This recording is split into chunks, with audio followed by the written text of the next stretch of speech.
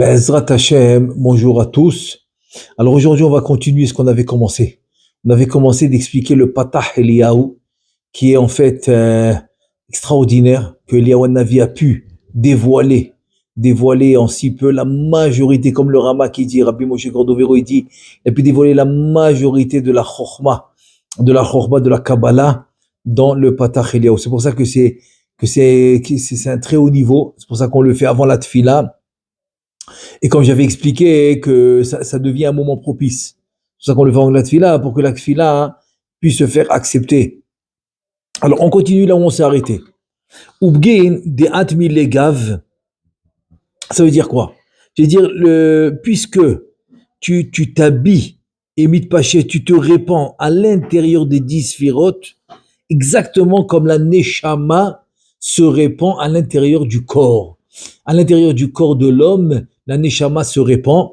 Donc cette lumière, ça veut dire que Eliyahu Navi, en fait, il est en train de louer. Il fait des louanges au Ensof qui se répand, et que c'est lui la force de tout, de la force ultime, c'est lui qui a créé le monde, etc. Et il se répand dans les sphirotes. Donc Eliyahu Navi s'adresse au Ensof. Il lui dit, toi tu t'habilles à l'intérieur des sphirotes, comme la neshama à l'intérieur du corps, que le corps peut fonctionner grâce à la neshama. Donc les sphirotes aussi fonctionnent grâce à la neshama. La reine, kol man de afrish chad min chavre milen asar. Ça veut dire que quoi? Tout celui qui kaviachol se sépare entre les sphirotes, entre une et l'autre, alors il te dit, à l'aider à volonté, ça veut dire que chas v'shalom, c'est les averot qui vont séparer. Ça veut dire qu'en deux mots, on est le reflet, on est la conséquence de la création.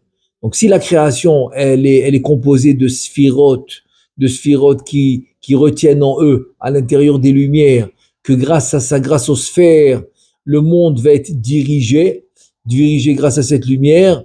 Donc nous on est conçu de la même manière, que le corps c'est un récipient et la lumière c'est elle qui fait fonctionner le corps pour pouvoir faire le tikkun et pour pouvoir réaliser la mission que l'homme il a dans ce monde. Maintenant, il y a deux possibilités. L'homme il a devant lui deux possibilités. Première possibilité, c'est de unir et d'être shutaf, c'est-à-dire d'être en fait associé avec le créateur. Ça c'est si je vais unir les sphirotes. Ça c'est grâce aux mitzvot, c'est grâce à la Torah, c'est grâce au fait que l'homme il va faire la Torah et les mitzvot. Donc ça va unir les sphirotes. Ça c'est la Gdusha. Par contre, si maintenant chas v'shalom, quelqu'un il fait la averot, c'est le contraire. Ça va faire la séparation. En fait, c'est ça la faute. La faute de l'homme, c'est quoi? C'est au lieu de faire l'union par la Gdusha, par la sainteté, qui est la Torah et les mitzvot, au lieu de faire ça, qu'est-ce qu'il fait? Chas v'shalom, la averot, il va contre la Torah. C'est-à-dire, aller contre la Torah, en fait, c'est aller contre le système de la création. C'est ça que ça veut dire. C'est ça qu'il nous dit Eliyahu Navi. Eliyahu Navi nous dit, ne crois pas, ton action a un impact direct avec la création. Parce que tu as été créé comme la création. Donc si la création elle a une lumière avec une sphère qui dirige le monde, toi aussi tu as une lumière avec le corps qui retient cette lumière. Donc chaque action que tu fais est reliée directement aux sphères. Puisque nous aussi on vient des sphères, puisque c'est des sphères qu'ils ont pu réaliser. Je dis bien réaliser, pas créer, parce que la création c'est fait du Ensof, c'est ce qu'il dit Eliyahu Navi. Eliyahu Navi te dit que la création s'est fait du Ensof, donc Eliyahu Navi parle au Ensof. Mais qui a fait la réalisation? La réalisation c'est les sphirotes, parce que le Ensof, la lumière est immense, intouchable. C'est-à-dire tu peux pas la limiter. Donc pour la limiter, Kaviachol, il fallait l'habiller. Donc à travers les sphirotes, il peut réaliser sa création. Et si chas v'shalom, on fait des averot, alors on va contre la création, parce que la création en fait justement la création est d'unir et non pas de séparer chas v'shalom. Et c'est ce qu'il dit Eliyahu Navi. Il dit que les averot vont faire la séparation, ce qu'il va appeler Afrishbach, qui va acheter le piroud. Il te dit, Dehainu ben or ha'ensof baruchu shebetor hasfirot zu les ben or ha'ensof baruchu shebetor hasfira acheret. Ki gorem bavonotav shelo yeh nimshach or ein sof beota sfira shepagam, se dire en deux mots, ça veut dire itrashiv lekilu afrish bach. C'est comme, parce que ça peut pas être maintenant à 100%, mais on va dire c'est comme si maintenant il empêche la lumière qui est le Ein Sof, il l'empêche de rentrer dans la sphira. C'est ça la Avera.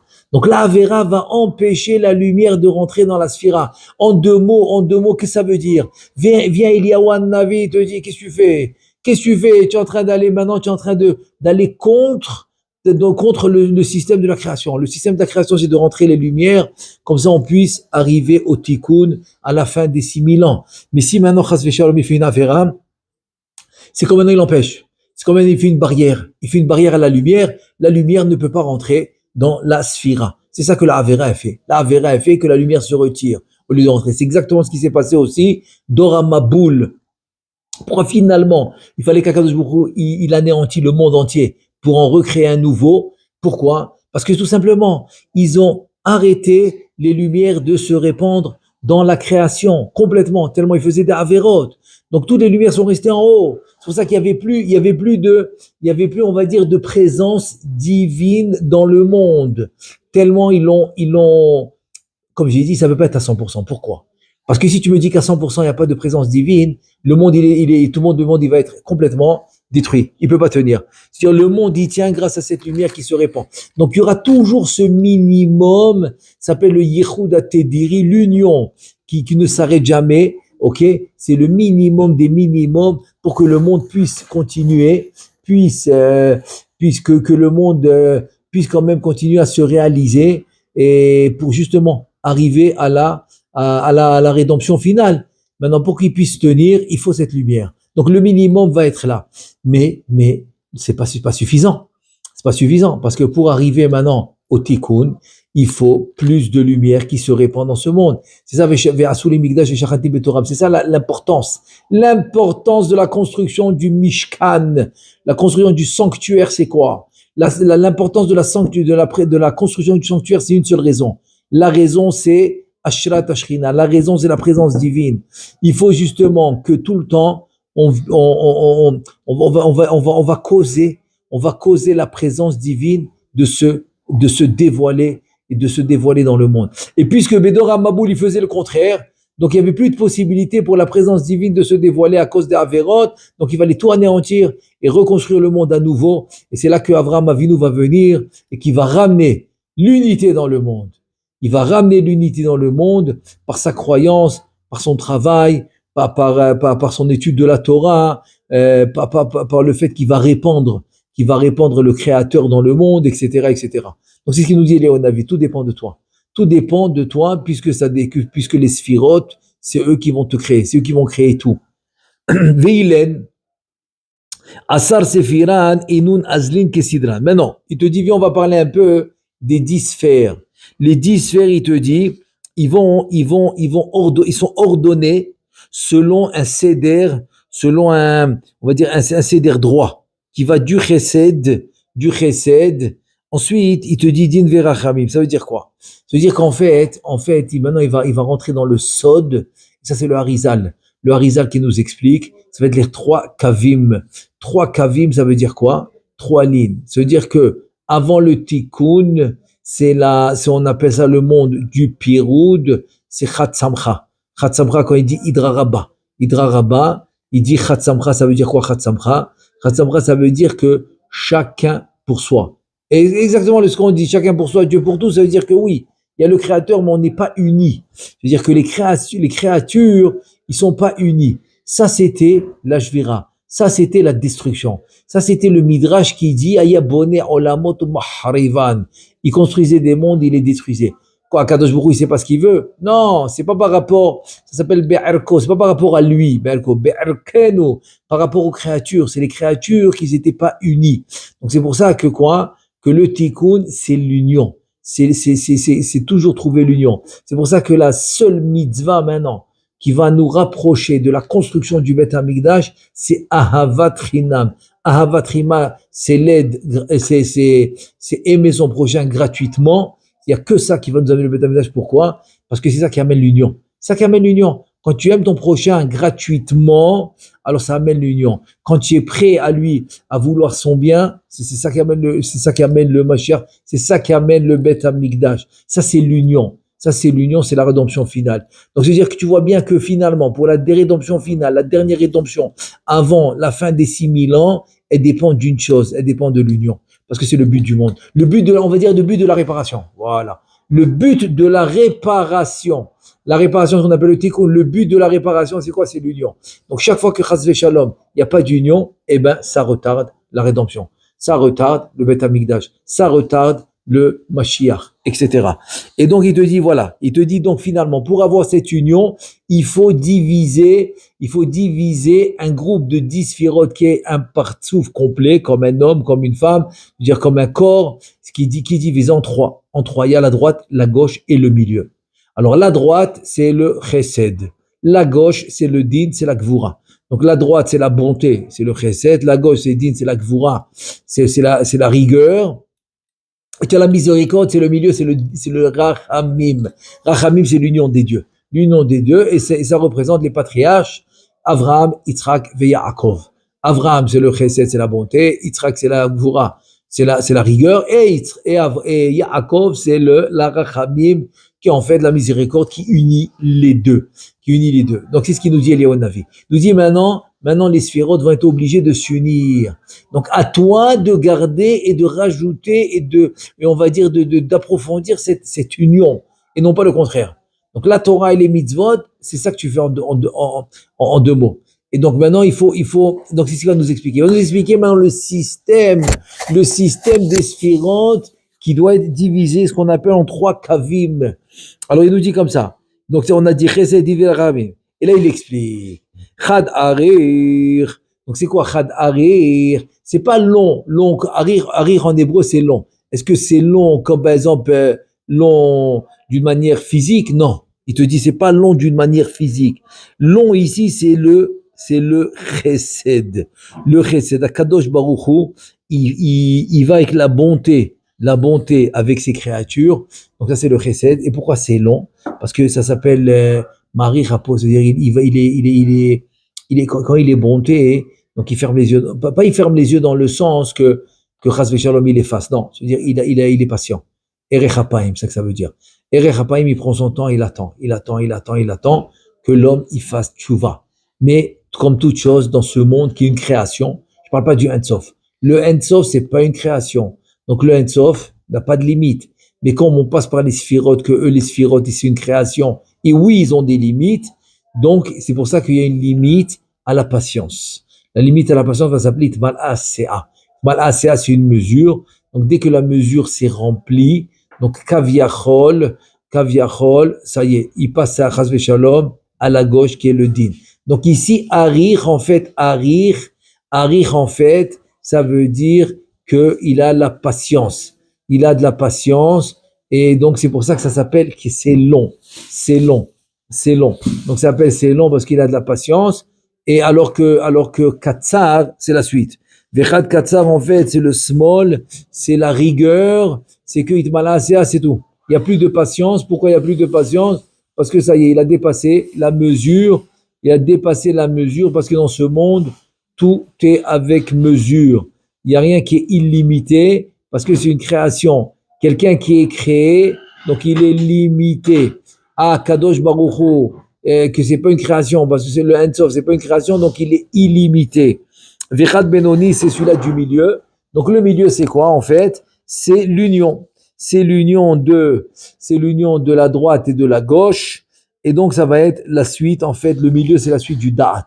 C'est pour ça qu'on dit Chachan Baga Dati. C'est quoi Chachan Baga Dati? À droite, ça va être la Chochma, le Chesed et le Netzach. À gauche, Baga, ça va être la Bina, la Gvura et le Hod. Et au milieu, Dati, c'est le Da'at, le Tiferet et le Yesod. Donc en fait, le milieu, c'est le Da'at qui comporte les deux. C'est ce qu'on appelle Chassadim des Da'at, Gvurot des Da'at. Donc tu as les Chassadim et les Gvurot ensemble. C'est pour ça que quand quelqu'un il arrive à faire l'union, et qui représente Yaakov c'est la Torah, donc on dit Da'at kanita machasarta. Si tu as pu acquérir ce Da'at qui fait l'union des deux, qui fait l'union de la bonté avec la rigueur, tu arrives à la miséricorde, donc tu as tout gagné. C'est pour ça qu'il te manque rien du tout. Le manque, c'est parce que l'homme, il n'est pas équilibré. C'est ça le manque. Le manque, c'est qu'il n'est pas équilibré. Il a un manque parce qu'il pense que ce qui va le combler, c'est quand il aura acquéri ce manque. Mais on voit bien que quoi? Que tous les jours, Baruch Hashem, on arrive à acquérir Kaviachol comme ce qu'on pensait que c'était des manques, mais ça ne nous rend pas plus heureux qu'on pensait. On pensait que ça allait nous régler toutes nos histoires. Quand quelqu'un te dit, ouais, si j'ai telle somme d'argent, ça va régler tous mes problèmes. C'est faux, parce que même quand il a cette somme d'argent, eh ben, tu vois bien qu'il n'est pas le plus heureux en particulier. Donc, tu vois bien que c'est pas ça la solution. La solution, c'est pas combler un manque avec du matériel. Pas du tout. Parce que le matériel ne donne pas de satisfaction à la neshama, ne donne pas de satisfaction au tselem, qui est spirituel. Donc, peut pas venir quelque chose de matériel, physique, matière, donner du sipouk, donner de la, on va dire, donner de la satisfaction à quelque chose de rouhani, de spirituel. Le tselem ou tu peux l'appeler la neshama. Donc, tu vois, donc c'est pas ça qu'il peut. Alors, qu'est-ce qu'il peut donner? Qu'est-ce qui peut lui donner vraiment du sipouk? C'est rien que des choses spirituelles. C'est la Torah et les mitzvot. Donc, c'est quoi en fait le da'at? Le da'at, c'est de comprendre ça. De comprendre ça. Parce que même la Torah s'écrit dans le Midrash, Ohev Torah lo yisba Torah. Le parallèle de la Torah, c'est l'argent. De la même manière que l'homme qui aime l'argent n'est jamais rassasié d'argent. Donc, la même chose que l'homme aime la Torah n'est jamais rassasié de Torah. Mais bon, on voit bien que c'est deux choses complètement différentes. Parce que celui-là qui est jamais rassasié d'argent, alors celui-là, s'il reste dans le matériel. Alors que celui-là qui est jamais rassasié de Torah, il va toujours monter spirituellement, puisqu'il est jamais rassasié de Torah. C'est très bien. Mais d'un autre côté, si tu me dis qu'il est jamais rassasié de Torah, donc il a un manque. Il a un manque, oui, mais c'est un manque positif. Pourquoi? Parce que du côté du da'at, il n'a pas de manque. Puisqu'il est dans la bonne voie, puisqu'il est dans le bon chemin, puisqu'il est en train de s'occuper d'une Torah avec laquelle Akadosh Baruch Hu a créé le monde. Donc, en deux mots, il est en train de s'occuper du mode d'emploi du monde. Donc, c'est pour ça que finalement, le fait d'être dans la vraie et dans la bonne voie, la voie de la vérité, la voie du Emet, le simple fait d'être dans la voie du Emet, c'est ça qui te comble, c'est ça qui te gonfle. C'est-à-dire que dans la spiritualité, c'est pas la réussite qui te comble. Non, pas du tout. C'est quoi? C'est pas parce que ça n'a rien à voir. La réussite, c'est un cadeau. C'est un cadeau. Alors que ce qu'on nous demande dans la Torah, en fait, c'est l'effort et le bon choix. C'est ça qu'on nous demande, c'est tout. Fais un effort parce que fais-moi confiance, voilà. C'est-à-dire, en fait, pourquoi je dois faire un effort? Parce que je lui fais confiance. Ah, c'est difficile, mais si je lui fais confiance parce que je sais que ce qu'il m'a demandé, c'est réel et c'est la meilleure des choses pour moi, donc c'est pour ça que je fais un effort. Donc, fais un effort et là, Béhémet, quand tu vas faire le bon choix et que tu vas faire un effort, là, tu vas être comblé. Donc être comblé spirituellement, c'est pas automatiquement dû à une réussite. Alors, contrairement au matériel physique, c'est-à-dire que dans le monde matière, dans le monde physique, dans le monde de la société, ta joie est comblée par une réussite matérielle, par une réussite matérielle. Il voulait acheter un immeuble, il a acheté l'immeuble, voilà. Il fait la fête, il est content et tout, très bien. Le lendemain, ça y est, il est en train de regarder quel autre immeuble il peut acheter. Donc, tant qu'il n'a pas eu le deuxième, ça y est, il n'est pas content maintenant. Mais tu viens d'avoir ce que tu voulais, oui, c'est tout. Ça, c'est quelqu'un qui m'a raconté. Il a dit, il voulait la voiture que personne n'avait encore. Et là, il a travaillé, il a réussi. Il a dit, il est en train de rouler, il venait de sortir du garage, toute neuve, avec le plastique encore et tout. Il est en train de rouler, quelqu'un passe devant lui avec une meilleure voiture que lui. Il m'a dit, sur le coup, toute ma joie, elle s'est effondrée. Il est passé, il avait un visage de Tisha B'Av. Tellement il était pas content, quoi. Il est pas content. C'est-à-dire qu'une joie qui est liée au matériel, c'est pas une vraie joie. C'est une joie qui s'effondre pour plusieurs raisons, pour n'importe quelle occasion. Alors qu'une joie qui est due parce que tu as fait le bon choix, et parce que tu persévères, et parce que tu fais un effort dans la spiritualité, et que tu fais confiance à ton Créateur, cette joie ne s'effondre jamais. C'est ça la vraie joie, ça s'effondre jamais. Donc elle n'est pas liée à une réussite spécifique, non. Elle est reliée tout simplement parce que tu sais que tu as fait le bon choix. Et tu sais que tu es connecté dans la bonne adresse. Et tu sais que tu es connecté on va dire, dans la vraie source. Voilà, dans la source de vie. Voilà. Tu es connecté dans la source de vie. Donc, c'est ça qui te donne la simcha. Tout ça, on voit dans le Emtsa'i. Alors, Chad Harich, on a expliqué, c'est le long. Katsar, on a expliqué la bonté et la rigueur. Mais Chad Benoni, tout ça dans le Chad Benoni, ce que j'ai expliqué, c'est l'équilibre. L'équilibre entre la bonté et la rigueur. Ensuite, il dit Eliyahu Navi, Ve'antu d'aniglon, et c'est toi maintenant. Toujours, il parle au Ensof. Il n'a pas fini de parler au Ensof. Toujours, il parle au Ensof. Ve'antu des manhig, c'est toi qui vas maintenant diriger le monde avec les 10 sphirotes. Et c'est quoi les 10 sphirotes qui sont divisés en 3 kavim, on a dit, en 3 groupes.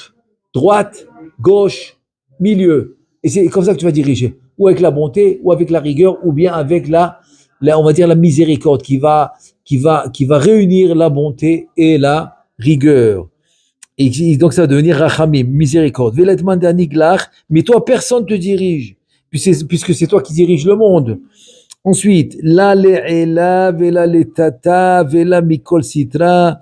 Personne te dirige ni en haut. C'est le'ela, c'est en haut. Les tata, c'est en bas. Mikol sitra, c'est tous les 4 points cardinaux. Tous les points cardinaux, personne te dirige à toi. Encore une fois, il parle au Ein-Sof. Il parle à l'infini, que personne ne dirige à lui. Mais c'est lui qui dirige le monde. C'est lui qui dirige le monde à travers les sphirotes. Les vushin takant lon. C'est-à-dire, les vushin ayash losha olamot biya. C'est-à-dire quoi? Je vais expliquer tout de suite. Des minayhu parchin nishmatin livne nasha. Boral elyon. Et il te dit, je mets elu alevushin porchot veyotzot neshamot livne adam. Ensuite, vekama gufin taken lon. Je finirai avec de lire et on va expliquer très très important ce qu'il dit ici. Il te dit, veit keri ou gufa legabe levushin librasian. Alors ça veut dire quoi? En fait, le Ramak sur le Zohar Kadosh, sur cette introduction de Tikkun HaZohar qui est Patach Eliyahu, il explique comme ça. Il dit que la Hatzilut lo yigur chara, c'est-à-dire que la Hatzilut elle est cool tov. Si maintenant on veut parler des mondes, chacun dans on va dire à son niveau, la Hatzilut c'est le tov gamo complet, c'est le tov complet. Lo yigur chara, il y a aucun mal là-bas. Tout est bon. C'est la hardout, c'est la unité. Donc la absolute, c'est comme, même s'il y a, même relativement parlant, tu as les sphirotes, le récipient, tu as le cli et tu as la lumière, oui. Mais relativement parlant, par exemple, entre la absolute et la bria, donc la absolute, c'est que de la lumière. Que de la lumière. Donc ça veut dire que quoi? Que la bria yetira asia qui sont nés par la shvira. Qu'en fait, c'est la shvira tamelachim. Et que maintenant, la réparation, c'est de remonter tout ce qui est tombé dans la Hatzilut. Donc, qu'est-ce qui se passe? C'est que la Hatzilut, dans la relativité, elle va être une lumière complète. La Bria va être le corps de la Hatzilut, comme le corps qu'on a qui habille la Neshama. Kaviachol, si on voit chez nous, Kaviachol, la Neshama, c'est la Hatzilut. Le corps qu'on a, c'est la Bria. Kaviachol, rien que pour donner un exemple. Donc, la Bria, c'est le corps de la Hatzilut. Ensuite, le corps aussi, tu l'habilles. Aujourd'hui, il pleut, Ken Yerbo, on est content, la pluie en Eretz Israël, donc il faut s'habiller. Donc, si tu vas habiller le corps, qui est la Bria, donc c'est la Yetzira. Donc la Yetzira va être l'habit de la Bria. Et maintenant, quand tu mets le premier sous-vêtement, tu continues à t'habiller par-dessus. Donc c'est la Asiya. Et ainsi de suite, un sur l'autre. Donc ça c'est en gros. C'est la Hatzilut. La Hatzilut, c'est la Neshama. La Bria, c'est le corps de cette Neshama. C'est la Bria. Ensuite, la Yetzira, c'est comme les habits, c'est les bouchines. Comme les habits, c'est les bouchines. Et la Asiya, en fait, c'est un deuxième habit que tu mets sur le premier habit. Comme ça, on peut réduire la lumière jusqu'à que ça arrive chez nous. Tartita Asiya. Alors, dans les mots, des kama goufin tekeno, tu vois, c'est des gouffres, c'est comme un corps. Ensuite, dit kiru, goufa, les gabé, les bouchines, les brassianes. Et donc voilà. Donc voilà, ça c'est maintenant en gros le mashal. Alors Bezrat Hashem, la prochaine fois, on va continuer maintenant, on va continuer papa maintenant la prochaine fois, et la suite de Eliyahu Navi qui vient maintenant finalement, qui va venir détailler les sphirotes. Baruch Adonai Le'olam, Amen ve Amen.